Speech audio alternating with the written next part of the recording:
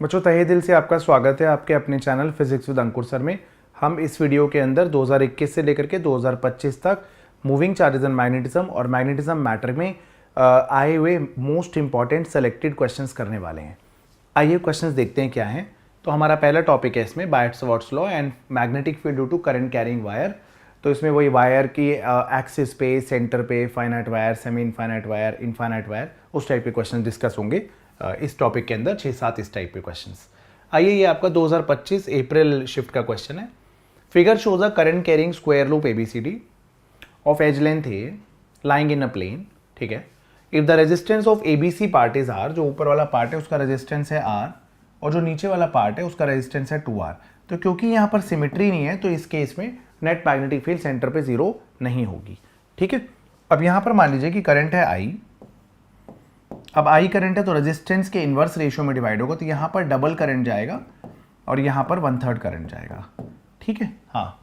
अब आपसे कह रहे हैं मैग्नेटिक फील्ड निकालनी है, तो देखिए ऊपर वाले जो दोनों वायर्स होंगे उनमें करंट जा रहा है 2I/3 और नीचे वाले वायर्स में करंट जा रहा है I/3।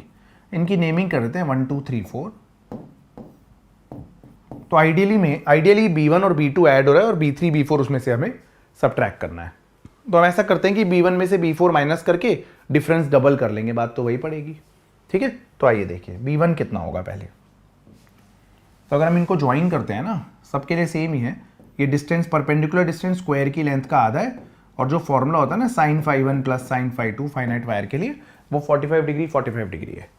तो B1 आ जाएगा आपका म्यू नॉट, करंट है 2I/3, म्यू नॉट I/3, उसके बाद 4 पाई, डिस्टेंस है A/2, sin 45 प्लस sin 45 आपका √2 हो जाएगा।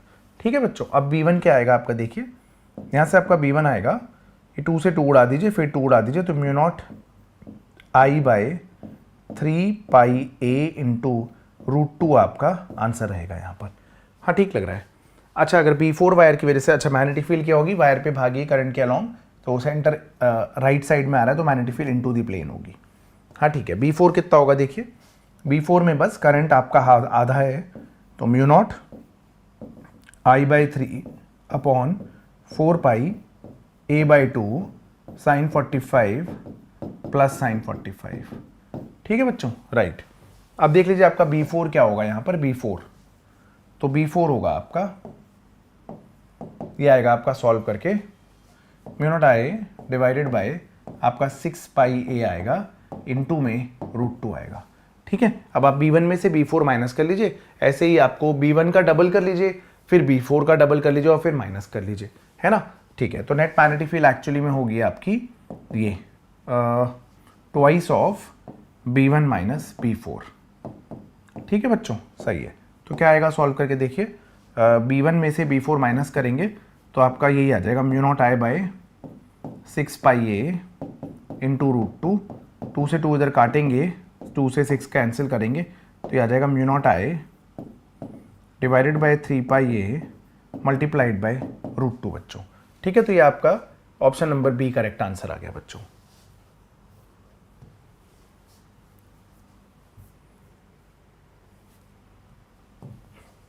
आइए बच्चों देखते हैं ये सवाल क्या पूछ रहा है।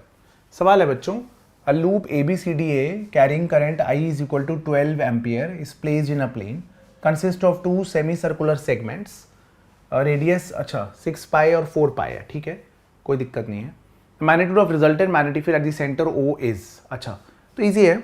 सेमी सर्कुलर वायर, देखिए स्ट्रेट सेगमेंट्स अगर O पॉइंट वायर के एक्सटेंडेड लाइन पे लाई करता है तो इन स्ट्रेट सेगमेंट्स की वजह से मैग्नेटिक फील्ड तो O पे 0 होगी। जो मैग्नेटिक फील्ड होगी अंदर वाले और बाहर वाले सेमी सर्कल की वजह से होगी, और अंदर वाले की मैग्नेटिक फील्ड ज़्यादा होगी। रीज़न क्या है बताइए, रीज़न ये है कि रेडियस कम है। ठीक है, तो सेमी सर्कल की वजह से मैग्नेटिक फील्ड इसकी वजह से इनटू दी प्लेन होगी, और सेमी सर्कल का फॉर्मूला होता है म्यू नॉट I/4R2 माइनस बाहर वाले की, क्योंकि एंटी क्लॉकवाइज है करंट, तो आउटवर्ड मैग्नेटिक फील्ड होगी म्यू नॉट I/4R1, और नेट मैग्नेटिक फील्ड डोमिनेंट होगी अंदर वाले की वजह से which is into the plane. ठीक है बच्चों, अब क्या आएगा यहाँ पर, अब आप वैल्यूज पुट करेंगे तो 4 पाई इंटू 10 की पावर -7 करंट दे रखा है क्या, हाँ दे रखा है, अपॉन 4, आप ऐसा करिए I/4 कॉमन ले लीजिए, R2 है आपका 4 पाई, हाँ ठीक है, 4 पाई इंटू 10 की पावर -7, R1 है आपका 6 पाई, सही है, और I/4 कॉमन ले लीजिए, I12 है और 4 की जगह तो 4 ही आएगा, ये तो उड़ ही गया, ये भी कैंसिल हो गया, तो ये कितना आ गया आपका 1 - 2/3, तो 1/3 इंटू 10 की पावर सिर्फ 10 की पावर -7 ही आ रहा है फिर तो आंसर, है ना, 10 की पावर -7 ही आ रहा है बच्चों, टेस्ला मीटर टेस्ला ही आ रहा है ना, 10 की पावर -7, तो k की वैल्यू यहाँ पर 1 है बच्चों, ठीक है, राइट।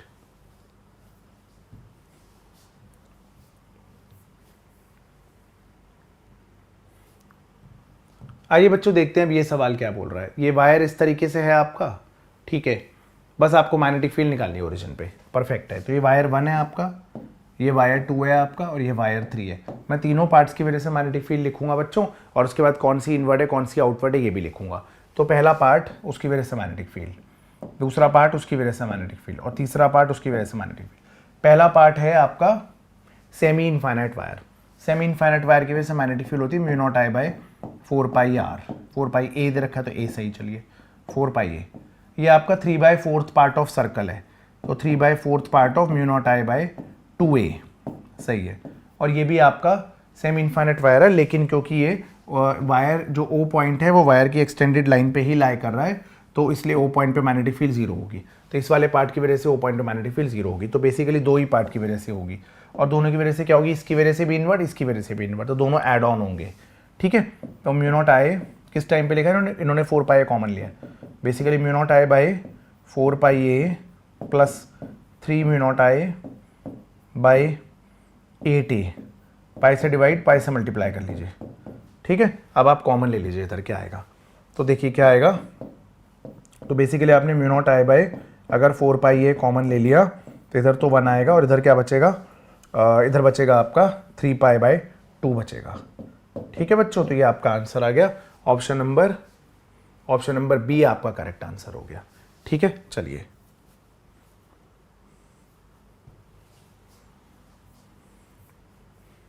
बड़ा पॉपुलर क्वेश्चन है, 36 बार तो मैंने इसे जेई में देख लिया और 36 बार मैंने नीट में देख लिया और हजारों बार, मतलब हजारों बार तो नहीं, 36 बार बोर्ड में भी देख लिया, ठीक है। तो long straight wire of circular cross section with radius A carries a steady current I. The current I is uniformly distributed across its cross section. The plot of magnetic field distance के साथ क्या होगा, तो आप जानते हैं ना, अगर एक सॉलिड सिलेंडर होता है तो उसकी क्रॉस सेक्शन में करंट डिस्ट्रीब्यूटेड होता है, तो उसकी वजह से मैग्नेटिक फील्ड कैसे वेरी करती है, देख लीजिए आप। अगर एक करंट I एंटर कर रहा है और यहाँ से I लीव कर रहा है, और अगर आप एक्सिस के साथ मैग्नेटिक फील्ड का ग्राफ प्लॉट करते हैं ना, एक्सिस के साथ मैग्नेटिक फील्ड का ग्राफ प्लॉट करते हैं तो ग्राफ ऐसा बनेगा। तो सेंटर से लेकर के सरफेस तक मैग्नेटिक फील्ड बढ़ेगी और उसके बाद 1/r से वेरी करेगी, ठीक है बच्चों। तो आपका ऑप्शन नंबर ये आ गया बी, ठीक है, बी ऑप्शन, ये वाला ऑप्शन करेक्ट आंसर है। ये फिक्स है, आप जानते हैं इसका फॉर्मूला, अगर आपको नहीं याद है तो मैं आपके लिए फॉर्मूला लिख देता हूँ। तो मैग्नेटिक फील्ड होती है μ0IR अपॉन 2πa² इनसाइड के लिए, μ0I/2πa एट दी सरफेस, और μ0I/2πr आउटसाइड, μ0I/2πr आउटसाइड के लिए, ठीक है बच्चों। ये फॉर्मूला होता है। तो जैसे जैसे स्मॉल आर बढ़ता है सेंटर से मैग्नेटिक फील्ड बढ़ती है सरफेस पे मैक्सिमम, फिर जैसे जैसे स्मॉल आर बढ़ता है वैसे वैसे मैग्नेटिक फील्ड घटती है, आपने देख लिया है ना। चलिए आइए बच्चों अगला सवाल देखते हैं।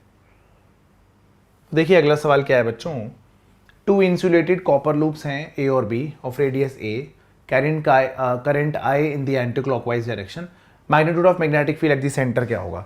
तो इसमें क्या है, देखिए एक वायर की वजह से मैग्नेटिक फील्ड ऐसे होगी, और मान लीजिए ये ऐसे दे रखा है, दूसरे वायर की वजह से मैग्नेटिक फील्ड ऐसी होगी। और फॉर्मूला क्या होता है सेंटर मैग्नेटिक फील्ड का, μ0I/2a, इसके भी सेंटर में मैग्नेटिक फील्ड μ0I/2a। अब अगर रिजल्टेंट निकालेंगे, अगर आप दोनों परपेंडिकुलर रखे हैं तो रिजल्टेंट में √2 टाइम्स हो जाएगा। तो बेसिकली √2 टाइम्स μ0I/2a, सॉल्व करेंगे तो μ0I/√2a आ जाएगा। बहुत आसान सवाल था बच्चों, ठीक है। बी ऑप्शन आपका करेक्ट आंसर रहेगा। आइए बच्चों देखते हैं पर ये वाला सवाल क्या पूछ रहे हैं हमसे, है ना। सवाल है बच्चों, दो लॉन्ग पैरेलल वायर्स हैं carrying 8 ampere and 15 ampere in opposite directions are placed at a distance of 7 centimetre from each other. अच्छा, तो एक वायर है जिसमें 8 एम्पियर करंट है, ऐसे बना लेते हैं, चलिए पहले वाले को इनवर्ड ही ले लेते हैं, क्या फ़र्क पड़ता है। और एक और वायर है जिसमें करंट है हमारा 15 एम्पियर, सही है। दोनों को हमने ऐसे बना दिया, एक में करंट ऐसे जा रहा है इनटू द प्लेन, एक में करंट बाहर आ रहा है, ठीक है। अब point P is at equidistant from both the wires, अच्छा मिड पॉइंट पे नहीं, such that the line joining the P to the wires are perpendicular to each other, अच्छा है तो परपेंडिकुलर बाइसेक्टर टाइप पे लाई कर रहा है। P पॉइंट कहीं यहाँ है और वायर से जो दोनों लाइंस ज्वाइन कर रही हैं P पॉइंट को, तो एक दूसरे के परपेंडिकुलर है। अब सिमेट्री से PA और PB भी इक्वली है गिवन है, तो ये angles opposite to equal sides are equal, तो दोनों 45 45 ही आ जाएंगे। और ये डिस्टेंस 7 सेंटीमीटर है, तो cos 45 या sin 45 यूज़ करोगे तो 7/√2 और 7/√2 आ जाएगा, सही है। समझ गए ना, cos 45 बेस ओवर हाइपोटेन्यूज तो 7/√2। अब क्या बोल रहे हैं, मैग्नेटिक फील्ड निकालनी है P पे, अच्छा। तो वायर में करंट इनटू द प्लेन जा रहा है, तो अगर हम यहाँ पर सर्कुलर फील्ड लाइंस बनाएं तो कुछ इस टाइप की फील्ड लाइंस बनेंगी, ठीक है। और P पॉइंट पे मैग्नेटिक फील्ड ऐसे हो जाएगी, इसकी वजह से ऐसे हो जाएगी, ठीक है। तो इसको हम B1 बोल देते हैं, सही लग रहा है। इसकी वजह से करंट बाहर आ रहा है, तो वायर को होल्ड करते हैं करंट के डायरेक्शन में, थंब देगा करंट, तो जिस डायरेक्शन में उंगलियां घूमेंगी वो field lines around the wire देगा, ठीक है। तो सर्कल बना लेते हैं अगर यहाँ पर हम, है ना, तो यहाँ पर ऐसे टेंजेंट बनाएंगे तो ये ऐसे आ जाएगी, इधर मैग्नेटिक फील्ड ऐसे आ जाएगी, सही लग रहा है मुझे। तो ये B2 है, वो B1 है। B1 और B2 का रिजल्टेंट √B1² प्लस B2² से निकल जाएगा। तो B1 B2 की वैल्यू लिख दे रहा हूँ बस मैं, उसके बाद रिजल्टेंट आपके हिस्से का काम रहेगा। तो B1 क्या होगा, μ0I अपॉन 4π, डिस्टेंस कितना है 4π, 7/√2 को मीटर में बदल लीजिएगा, 7/√2 10⁻², सही है। करंट आपको दे रखा है 8 एम्पियर, तो इसको मैं 8 एम्पियर ले लेता हूँ I को, सही है, सीधे सीधे लिख दिया मैंने 8 एम्पियर। B2 कितना होगा, B2 को μ0I, तो I की जगह 15 एम्पियर अपॉन 4π, डिस्टेंस वही है अपना 7/√2, सेंटीमीटर था ना, सेंटीमीटर को मीटर में बदल दिया, ठीक है बेटा। नेट मैग्नेटिक फील्ड अब यहाँ पर अंडर रूट में B1² प्लस B2² हो जाएगी। न्यूमेरिकल वैल्यू आप सॉल्व कर लीजिएगा, अप्रॉक्सीमेशन का इन्होंने √2 की वैल्यू वगैरह यूज़ करने के लिए इन्होंने ऑलरेडी दे रखा है, अगर हमें ज़रूरत पड़ जाए तो, ठीक है बच्चों, नोट कर लीजिए आप। इसका आंसर शायद 68 आता है ना, जहाँ तक मुझे याद है, धुंधला धुंधला। चलिए आ जाइए। A coil of small n number of turns, अच्छा, wound tightly in the form of a spiral with the inner and outer radii of R1 and R2, ठीक है। When a current of strength I is passed through the coil, the magnetic field at the center is, number of turns n है, total number of turns है, number of turns per unit length नहीं है। अच्छा, तो ये question जो है originally ये रुडोव का है, ये 2001 IIT में आया, ये 2011 IIT में आया हुआ है, और उसके बाद ये आपके सामने 2022 में भी आया हुआ है। तो ये 3 बार तो IIT में ही रिपीट हो चुका है, और एक बार एक्चुअली में इरोडोव का ओरिजिनल क्वेश्चन है, वहाँ A और B दे रखा है बस, यहाँ रेडियस R1 R2 दे दिए। तो ये स्पाइरल है टाइटली बाउंड, ये कुछ इस तरीके का सवाल है, ठीक है। स्पाइरल बना रहा हूँ मैं आपके लिए, बन गया काफ़ी बड़ा स्पाइरल। और क्या करना है भाई साहब, कहीं हिप्नोटाइज ही ना हो जाए कोई सॉल्व करते हुए क्वेश्चन, ठीक है बालकों। तो रेडियस R1 है, ये रेडियस है R2, ठीक है। अब आपको यहाँ पर मैग्नेटिक फील्ड निकालनी, करंट इसमें मस्त तरीके से फ्लो कर रहा है, ठीक है। तो आप यहाँ पर क्या करेंगे, यहाँ से R डिस्टेंस पे आप एक एलिमेंट ले लेंगे, और एलिमेंट की थिकनेस आप dr ले लेंगे। तो इन्होंने बोला है क्लोजली बाउंड है काफ़ी, तो हम स्पाइरल को इधर सर्कल मान लेंगे एलिमेंट को। तो ये जो एलिमेंट हमने लिया है ना, इसको हम सर्कल मान लेंगे, और इस सर्कल की वजह से मैग्नेटिक फील्ड निकाल के फिर इंटीग्रेट करेंगे, ठीक है। तो मैग्नेटिक फील्ड क्या होगी, μ0I/2r, नंबर ऑफ टर्न्स जो भी हैं इसमें, total number of turns n है ना, तो इसमें number of turns dn μ0I/2r। अब dn हमें निकालना पड़ेगा, तो देखिए total number of turns n है, कितने रीजन के अंदर, R2 में से R1 माइनस करिए, इस रीजन को कितना बोलेंगे, R2 माइनस R1, यहाँ से यहाँ तक है ना, R2 माइनस R1 के अंदर, सही है। और आपको dn टर्न्स चाहिए dr थिकनेस के अंदर, यूनिटरी मेथड लगा दीजिए, तो n into dr divided by R2 minus R1 आपका dn आ गया, ठीक है बच्चों। बस यहाँ पर पुट करेंगे और फिर इंटीग्रेट कर देंगे हम। ये आपका सर्कल था ना बच्चों, 2π कहाँ से आ गया, μ0I/2r, ठीक है, μ0I/2r। सर्कल के centre magnetic field, number of turns green वाले पार्ट में इंटू μ0I/2r। अब नंबर ऑफ टर्न्स कितने वो हम यहाँ पुट करेंगे, उसके बाद इंटीग्रेट कर देंगे R1 से R2 तक, ठीक है बच्चों। देख लीजिए आप, तो इसको कैसे करना होगा देख लीजिए आप। तो मैग्नेटिक फील्ड हो गई, ये हो गया आपका N D R divided by R two minus R one, और ये हो जाएगा आपका mu not I divided by two are.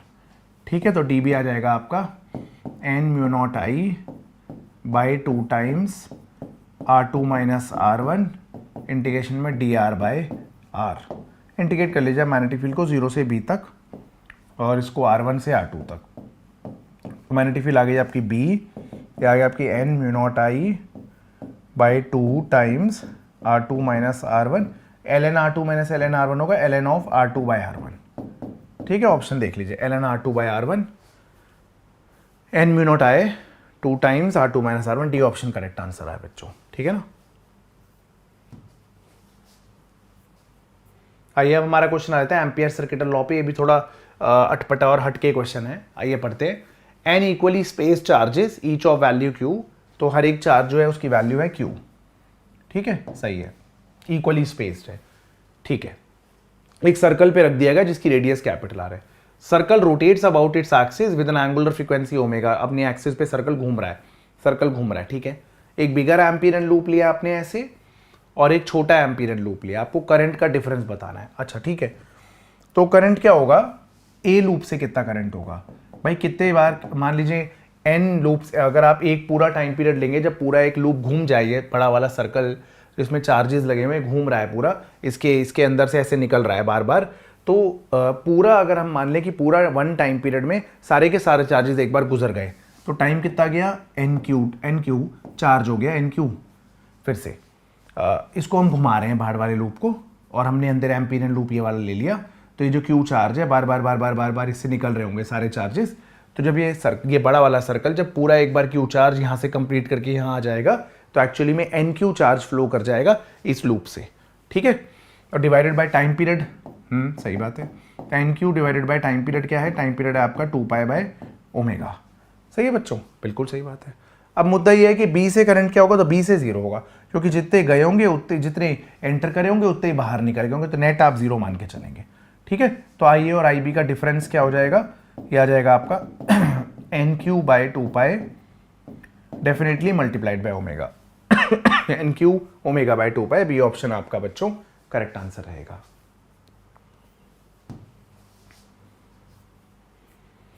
आइए बच्चों, force and torque on conductor देखते हैं अब हम। क्वेश्चन क्या है, क्वेश्चन देखिए हमारा, तो rigid wire consist of semi circular portion of radius R, ठीक है, एंड टू स्ट्रेट सेक्शंस दिख रहे हैं। The wire is emerge in जो भी है, placed in perpendicular magnetic field B not के कैप। Magnetic force on the wire बताना है, तो भाई आपको सबसे छोटी लेंथ लेनी होती है, इतने बड़े वायर की जगह आपको सबसे छोटी लेंथ माननी है। यहाँ से यहाँ तक जाने का सबसे छोटा रास्ता ये होता, और इसकी लेंथ कितनी होती, 2r होती, बस इस पे फोर्स निकालना है। तो मैग्नेटिक फील्ड आउटवर्ड डिस्प्लेसमेंट लेना होता है आपको, एक पॉइंट से दूसरे पॉइंट तक जाने का सबसे छोटा रास्ता। तो magnetic field outward, current towards right. ठीक है बच्चों, magnetic field outward, current towards right, तो फोर्स आ रहा है इसका नीचे को, है ना, तो इसका फोर्स आ रहा है हमारा बी नॉट, है ना, करंट ऐसे आ रहा है, मैग्नेटिक फील्ड आउटवर्ड्स है, करंट राइट में जा रहा है, तो फोर्स तो इसका नीचे आ रहा है। ठीक है, बी नॉट इंटू 2r, ठीक है बच्चों, बी नॉट इंटू 2r, और b इंटू आई कितना है, आई हो गया, और डायरेक्शन हो गई माइनस जे कैप। ठीक है, magnetic field outward, current towards right, नीचे को फोर्स आ गया।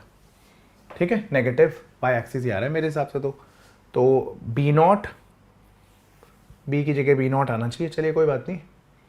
ठीक है ना, बी नॉट 2IBR नेगेटिव का जे कैप। ठीक है बच्चों, बिल्कुल, है ना, परफेक्ट है। एक बार चेक कर ले, मैग्नेटिक फील्ड आउटवर्ड है, करंट ऐसे जा रहा है, फोर्स नीचे आ रहा है। ठीक है बच्चों, बिल्कुल। चलिए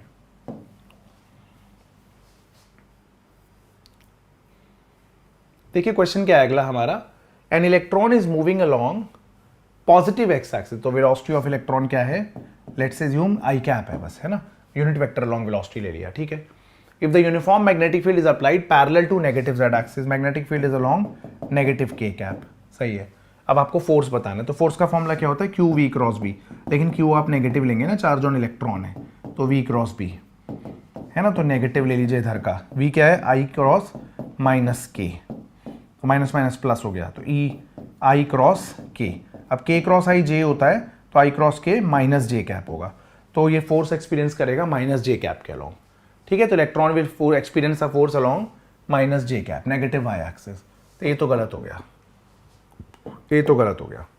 अब डी और ई में देखना है, electron will continue to move along the X axis, नहीं। जब इलेक्ट्रॉन एंटर करेगा perpendicular to the magnetic field, it starts moving in a circle. जब भी एक इलेक्ट्रॉन, जब भी कोई चार्ज पार्टिकल मैग्नेटिक फील्ड में मूव करता है परपेंडिकुलर टू इट, एंटर करता है, तो it starts moving in a circular path, ठीक है। तो ये बच्चों यहां से आ गया आपका बी और ई, ठीक है, परफेक्ट है, बी और ई, राइट। आइए बच्चों अगला सवाल देखते हैं। ये सवाल क्या है, देखिए हमारा, ये है आपका 2023 का। स्ट्रेट वायर ए बी है, मास है 40 ग्राम, लेंथ है 50 centimetre, is suspended bye a pair of flexible leads in uniform magnetic field of magnitude 0.4 Tesla. तो मैग्नेटिक फील्ड तो 0.4 टेस्ला है और मास है इसका 0.04 kg, 4/1000 ही करेंगे ना हम, तो 0.4 तो नहीं आएगा, सही बात है। और लेंथ है इसकी 0.5 मीटर, सही है। अब कह रहे हैं मैग्नीट्यूड ऑफ करंट कितना चाहिए, इस सपोर्टिंग लीड्स में टेंशन ना आए, तो यानी मैग्नेटिक फोर्स और एमजी बैलेंस हो जाए। तो एमजी तो नीचे ही है ना। अब मैग्नेटिक फोर्स हम चाहते हैं ऊपर लगे, तभी तो एमजी और फोर्स बैलेंस करेंगे, तभी तो इनमें टेंशन जीरो आएगी। एमजी और बीआईएल, अगर एमजी और मैग्नेटिक फोर्स बैलेंस हो गए, बीआईएल और एमजी बैलेंस हो गया, तो इसमें टेंशन आने की जरूरत ही नहीं पड़ेगी, है ना बच्चों। Magnetic field into the plane है, आपको फोर्स ऊपर चाहिए तो करंट आना चाहिए टुवर्ड्स राइट, ठीक है। अब मैग्नेटिक फोर्स को, अब बी आई एल को एम जी के बराबर रख दीजिए, B I L is equal to M G. Magnetic field क्या है आपकी 0.4, करंट कितना है आपका निकालना है, लेंथ कितना है 0.5, मास कितना है 0.04, जी कितना है 10, सही है। तो ये तो कैंसिल आउट ही हो गया, तो यहाँ से आई आप गए 2 एम्पियर, ठीक है बच्चों। तो काफ़ी आसान करें, क्वेश्चन हो गया 2 एम्पियर, यहाँ पर आंसर आ गया हमारा, ठीक है, राइट। आइए बच्चों देखते हैं एक बार ये वाला सवाल क्या पूछ रहा है हमसे। देखिए सवाल है बच्चों, वायर की लेंथ है 50 सेंटीमीटर, एक्स वायर की, ठीक है। 2 एम्पियर करंट है, 3 एम्पियर करंट है, दोनों के बीच की दूरी दिख रही है। कुछ और बोला है, वायर की भी लेंथ है 5 मीटर, ठीक है, इसकी लेंथ है 5 मीटर। अच्छा, the wire Y carries a current of 3 ampere, ठीक है, दिख रहा है। तो the distance between the wires भी दिख रहा है। The force acting on wire Y is, Y wire पे जो फोर्स एक्ट करेगा वो क्या होगा। अच्छा, तो फोर्स का फॉर्मूला होता है mu not I1 I2 by 2πr multiplied by जिस पे फोर्स लग रहा है आपको उसकी लेंथ लेनी पड़ेगी ना बच्चों, ठीक है। तो फोर्स हो गया आपका 4π इंटू 10 की पावर। वैसे क्वेश्चन रॉन्गली फ्रेम्ड है, क्योंकि ऐसे केस में एक वायर इनफाइनाइट होना चाहिए, उसकी लेंथ गिवन नहीं होनी चाहिए, ठीक है। तो ये हम इनफाइनाइट वायर की मैग्नेटिक फील्ड निकालते हैं, उस मैग्नेटिक फील्ड में दूसरा वायर लेते हैं। तो वैसे ये क्वेश्चन रॉन्गली फ्रेम्ड है, बट ठीक है, चलिए आया हुआ है तो हमने करा दिया, क्योंकि इसके अलावा फिर कुछ और हो नहीं सकता जो इन्होंने डेटा दिया है उसके हिसाब से, ठीक है। तो 5/100 को ऊपर 100 ही आ जाएगा, और वायर की लेंथ भी 5 मीटर है, ठीक है। तो ये क्या आ गया देख लीजिए, अब आप 2π से 2 उड़ा दीजिए, द 2 आ गया। तो फोर्स आ गया आपका 15 इंटू 4 60 इंटू 10 की पावर -5, ठीक है। चेक कर लें हम एक बार, 15 इंटू 4 60, अच्छा आर तो हमने लिखा नहीं ना, इधर हमने लिखना है 5, ठीक है। तो ये 5 से 5 उड़ जाएगा आपका, ये 5 से 5 इधर उड़ गया। तो अब क्या है, एक बार चेक कर लेते हैं, देखिए ये आ जाएगा हमारा 6 दूनी 12, ठीक है, 12 इंटू 10 की पावर -5। तो अगर हमने इधर डिवाइड किया उधर मल्टीप्लाई, 1.2 इंटू 10 की पावर -4 न्यूटन, और टुवर्ड्स दी वायर लगेगा, ठीक है। 1.2 10 की पावर -4 आ रहा है हमारा, हाँ ठीक है, and directed towards wire x, directed towards wire x, ठीक है बच्चों, सी ऑप्शन आ रहा है हमारा। चलिए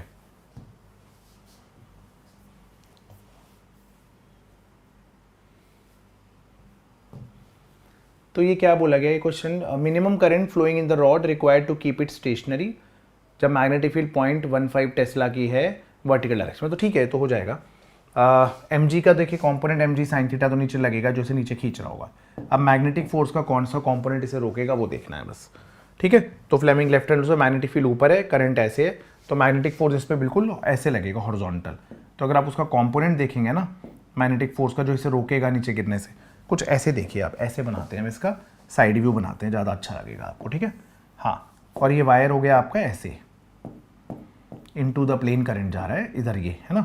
चलिए ऐसे सही लगेगा आपको, ये बड़ा अजीब लग रहा है डायग्राम। तो इसमें हमने weight mg sine theta wire का डाउनवर्ड ले लिया।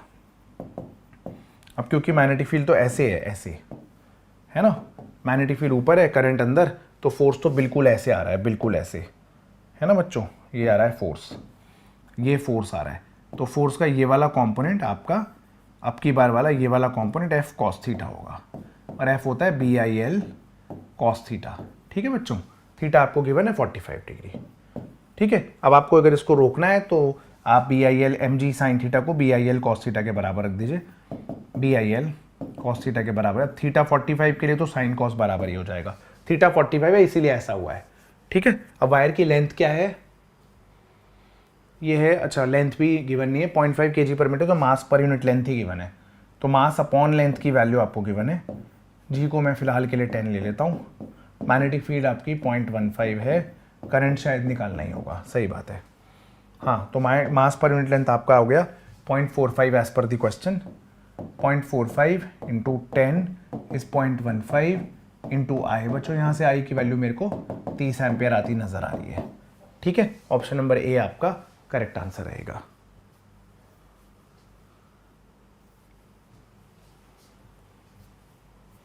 आइए बच्चों, नेक्स्ट टॉपिक हो गया हमारा motion of a charge particle inside magnetic field. तो ये भी बहुत पॉपुलर क्वेश्चन है, एक बार ये वाला देख लेते हैं। An electron projected perpendicular to uniform magnetic field B moves in a circle if Bohr's quantization is applicable, यानी MVR NH/2π है। MVR आपका NH/2π है, और मैग्नेटिक फील्ड में जा रहा है तो रेडियस MV/BQ भी होती है, तो यानी MV is equal to BQR भी होगा, BQR। ठीक बात है, चार्ज ऑन इलेक्ट्रॉन है तो BER लिख दीजिए, सही है बच्चों। तो MV की जगह BER लिख दीजिए, यहाँ पर इसके अंदर MV की जगह BER लिख दीजिए। BER into R is NH/2π, तो R² is equal to NH/2πEB। First excited state बोले तो N को 2 ले लीजिए, तो N को 2 ले लिए तो H/πEB है ना, R आ गया अंडर रूट में H/πEB। फर्स्ट एक्साइटेड स्टेट के लिए N की वैल्यू 2 होती है। बड़ा पॉपुलर क्वेश्चन है बच्चों, इसके बिल्कुल मिलता जुलता क्वेश्चन आपका इस बार नीट 2025 में भी आया था।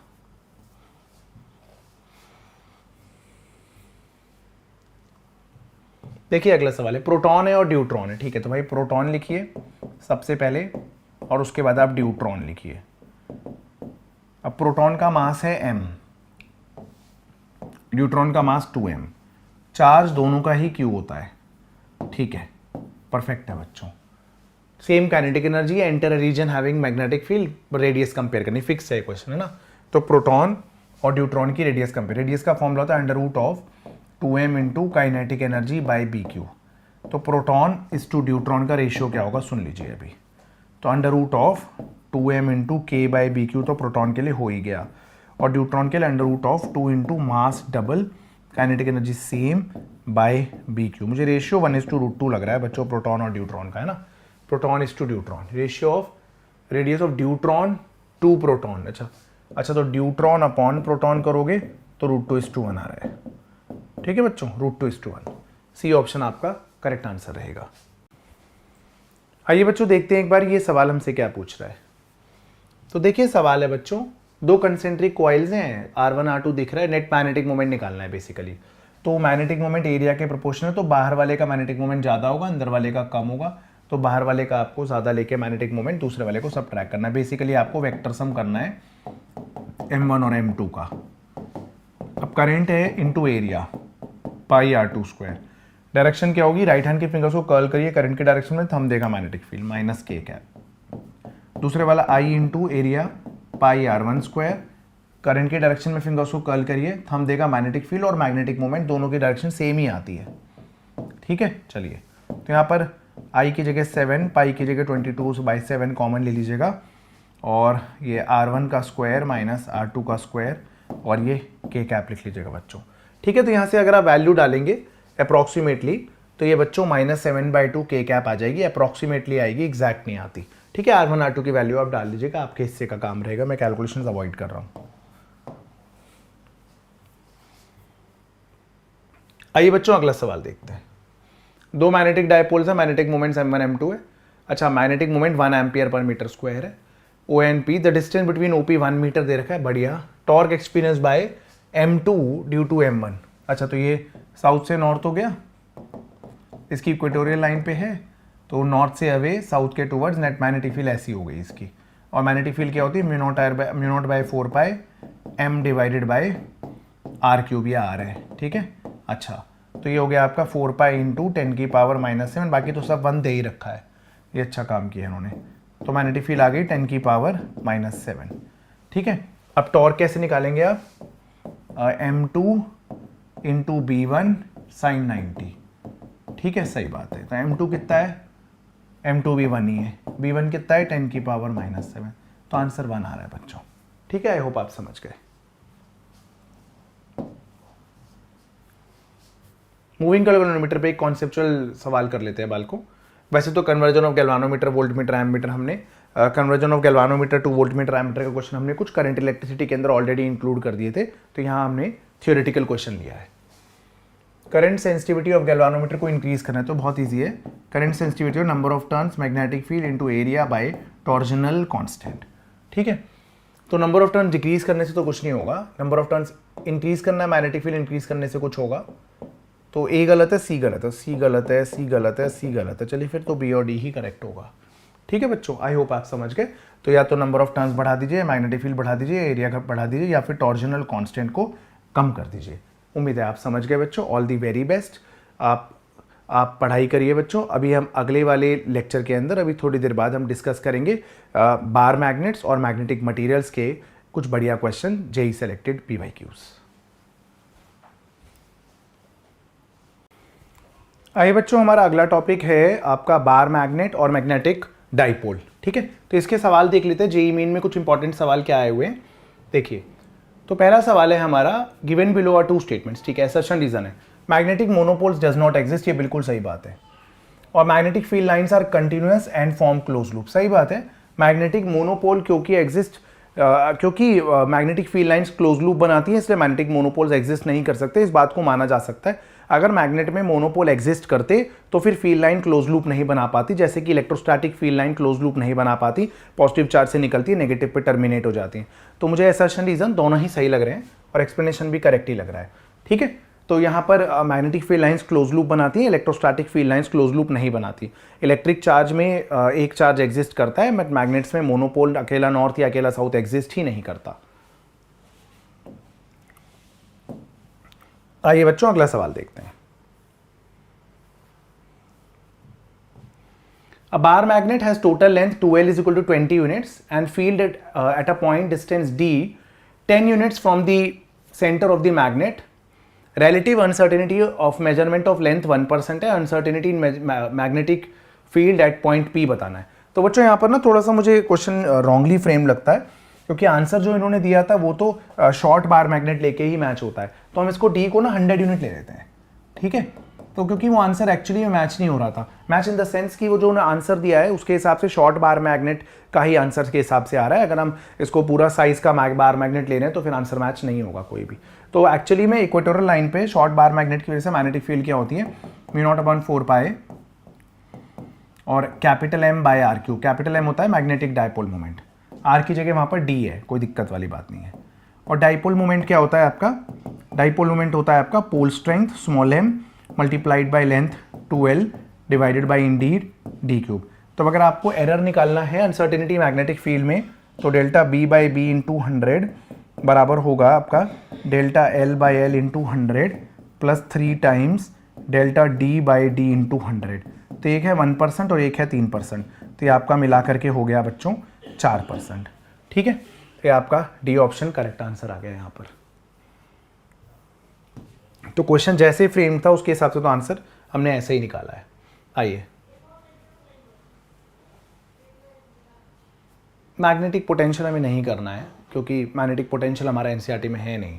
चलिए, a bar magnet is release from rest along the axis of a very long vertical copper tube after some time. तो याद रखिए, अगर हम एक कॉपर ट्यूब में एक बार मैग्नेट को छोड़ देते हैं, ठीक है, छोड़ दिया अगर हमने, तो अगर हमने बार मैग्नेट को छोड़ दिया तो कॉपर के ट्यूब में ना मैग्नेटिक फ्लक्स लगातार चेंज होने की वजह से एक इंड्यूस करंट डेवलप होता है जिसको बोलते हैं एडी करंट्स, और वो इस मैग्नेट को स्लो डाउन करता रहता है, स्लो डाउन करता रहता है, स्लो डाउन करता रहता है। मैग्नेटिक फोर्स ऐसे लगेगा कि बाहर मैग्नेट पे ऊपर को फोर्स लगे ऑपोजिट वेट के ऑपोजिट। तो अगर बहुत लंबी ट्यूब है तो अल्टीमेटली अगर एक अपोजिट फोर्स एक्ट करता है तो अल्टीमेटली टर्मिनल वेलोसिटी अटेन हो जाती है, ठीक है। उसके बाद में स्पीड जो है चेंज नहीं होती, ठीक है। तो हम क्या बोलेंगे, move down with almost constant speed. जब अपोजिंग फोर्स और वेट बराबर हो जाएगा, नेट फोर्स 0 हो जाएगा, तो उसके बाद से मैग्नेट कांस्टेंट स्पीड से मूव करता रहेगा, ठीक है बच्चों। चलिए अगला सवाल है हमारा, एक यूनिफॉर्म मैग्नेटिक फील्ड है, मैग्नेटिक नीडल का मैग्नेटिक मोमेंट है 9.85 10 की पावर -2, सही है, बिल्कुल सही है। और मोमेंट ऑफ इनर्शिया है आपका 5 × 10 की पावर -6, ये भी सही है। If it performs 10 complete oscillations in 5 seconds, तो मैग्नीट्यूड ऑफ मैग्नेटिक फील्ड क्या होगी। तो याद रखिए कि नंबर ऑफ ऑसिलेशंस और टाइम, तो 10 ऑसिलेशन जो है 5 सेकेंड में, तो एक ऑसिलेशन का टाइम हमने x ले लिया अगर, या कैपिटल T ले लिया, ठीक है, तो क्या आएगा आपका आ जाएगा 0.5 सेकेंड्स, ठीक है। तो एक ऑसिलेशन का टाइम आपका 0.5 सेकेंड्स होगा। और time period of oscillation of bar magnet in uniform magnetic field होता है 2π√I/mb। यहाँ से टाइम पीरियड आ गया आपका 1/2 = 2π में I है मोमेंट ऑफ इनर्शिया, 5 × 10 की पावर -6 मैग्नेटिक मोमेंट है आपका 9.85 को आप π² लिख सकते हैं, बोल रहे हैं लोग, तो हम π² लिख लेते हैं, π² m × b, अच्छा π² × 10 की पावर -2b है इंटू b, सही है बच्चों। तो मैग्नेटिक मोमेंट हो गया आपका इंटू b, ये फॉर्मूला होता है आपका। चलिए स्क्वायरिंग बोथ साइड्स कर लेते हैं, फिर देखते हैं क्या आता है। तो यहाँ पर स्क्वायरिंग बोथ साइड्स करा तो 1/4 = 4π², 5 × 10 की पावर -6 डिवाइडेड बाय π² × 10 की पावर -2 इंटू b। कर लीजिएगा बच्चों कैलकुलेशन, काफ़ी सिंपल कैलकुलेशन है, आपके हिस्से का काम रहेगा, मैंने छोड़ दिया अब आगे, है ना। चलिए अब हमें मैग्नेटिक प्रॉपर्टीज ऑफ मैटर के सवाल करने, काफ़ी आसान सवाल होते हैं। The relationship between the magnetic susceptibility and magnetic permeability is, तो आपको पता है ना, रिलेटिव मैग्नेटिक परमेबिलिटी होती है 1 + ससेप्टिबिलिटी, है ना, और रिलेटिव मैग्नेटिक परमेबिलिटी होती है मीडियम की परमेबिलिटी अपॉन वैक्यूम की परमेबिलिटी इज 1 + ससेप्टिबिलिटी। तो यहाँ से ससेप्टिबिलिटी आएगी मीडियम की परमेबिलिटी अपॉन वैक्यूम की परमेबिलिटी -1, मीडियम की परमेबिलिटी अपॉन वैक्यूम की परमेबिलिटी -1 ससेप्टिबिलिटी, ए ऑप्शन आपका करेक्ट आंसर रहेगा। आइए बच्चों, मैग्नेटिज्म एंड मैटर में स्कूल लेवल पे, नीट लेवल पे, जेई लेवल पे कोई अंतर नहीं है, ठीक है। मैच दी फॉलोइंग, आपको यूनिट्स मैच करनी है, तो रुकिए। मैग्नेटिक फ्लक्स की यूनिट होती है वेबर, C का 2, मुझे पता है, C का 2 भाई साहब, C का 2 लीजिए, हो गया, ए ऑप्शन करेक्ट। चेक कर लें। मैग्नेटिक फील्ड इंटेंसिटी की गॉस, बिल्कुल सही है। Magnetic moment ampere metre square, तो डी भाई बिल्कुल सही है बच्चों, ए ऑप्शन करेक्ट आंसर। ये हुई ना बात क्वेश्चन बनाने वाले में, ये बनाया उन्होंने बढ़िया क्वेश्चन। चलिए वाल को आगे। Paramagnetic substances align themselves along the direction of external magnetic field, ये बात सच है ना। अट्रैक्ट स्ट्रांगली नहीं, वीकली अट्रैक्ट होते हैं, क्योंकि स्ट्रांगली तो फेरोमैग्नेटिक अट्रैक्ट होते हैं। तो बी तो गलत हो गया, तो बी गलत हो गया, बी गलत हो गया, बी गलत हो गया, चलिए हो गया, ए और सी करेक्ट आंसर रहेगा बच्चों, ठीक है। हाँ, ए और सी सही है, चलिए परफेक्ट है, वो तो दिख ही गया था जब एलिमिनेशन किया हमने। तो आ जाइए बाल को आगे देखते हैं। सवाल है, state for a diamagnetic substance susceptibility negative होती है, बिल्कुल सही। Diamagnetic substance when placed in external magnetic field tend to move from stronger से वीकर, सही बात है। मैग्नेटिक फील्ड में रिपेल होते हैं, जो स्ट्रॉन्गर पार्ट से वीकर पार्ट में ही जाएंगे, बिल्कुल सही है। बोथ स्टेटमेंट्स 1 और 2 करेक्ट, कहाँ गया, बोथ स्टेटमेंट्स 1 और 2 करेक्ट, बिल्कुल सही बात है, बिल्कुल सही है बच्चों, ए ऑप्शन बिल्कुल सही आंसर है। आप देख रहे हैं जेई के क्वेश्चन ऊपर लिखा हुआ है आपके लिए प्रूफ, ऐसा नहीं है कि और वैसे भी थोड़े रेलिवेंट से ही करवा रहा हूँ मैं आपको अंत में। सोलेनॉइड के 1200 टर्न्स है, is bound uniformly in a single layer on a glass tube. एक ग्लास ट्यूब की लेंथ है 2 मीटर, एक ग्लास ट्यूब है बच्चों, और ग्लास ट्यूब की लेंथ ना 2 मीटर है, ओके। तो ग्लास ट्यूब है, उसकी लेंथ है 2 मीटर, और उसके ऊपर 1200 टर्न्स लपेटे हुए हैं।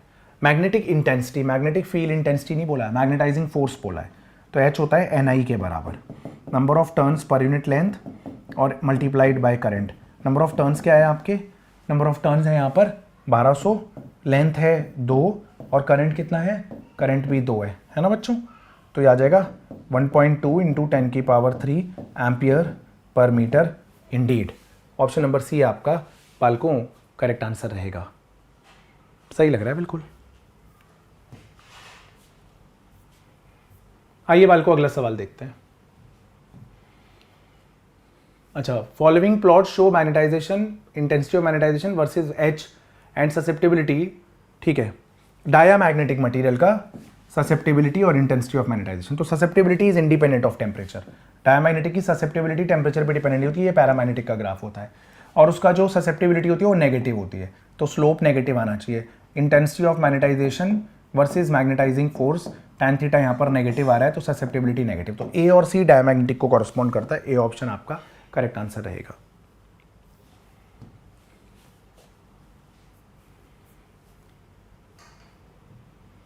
आइए बच्चों अगला सवाल, which of the following statements are correct. Correct कौन सी करेक्ट है? ठीक है, electric monopoles do not exist. Electric monopole exist करते हैं भाई, तो ये तो गलती हो गई। चलिए, magnetic field line due to a solenoid at its ends and outside can not be completely straight and confined. अच्छा, magnetic field lines are completely confined within a toroid, ये सही है, तो सी तो बिल्कुल सही है, सी तो बिल्कुल सही है, बस बी और ई में देखना है। अच्छा, ई देखते हैं, magnetic field lines inside a bar magnet are not parallel, ये भी गलत है, डी भी गलत है। चलो, तो डी भी गलत है। Chi is equal to -1 is the condition for perfect diamagnetic material, बिल्कुल सही बात है। काई इज इक्वल टू -1 को मीजनर इफेक्ट बोलते हैं, परफेक्टली डायमैग्नेटिक सब्सटेंस के लिए होता है ऐसा। तो यहाँ से मेरे को आपका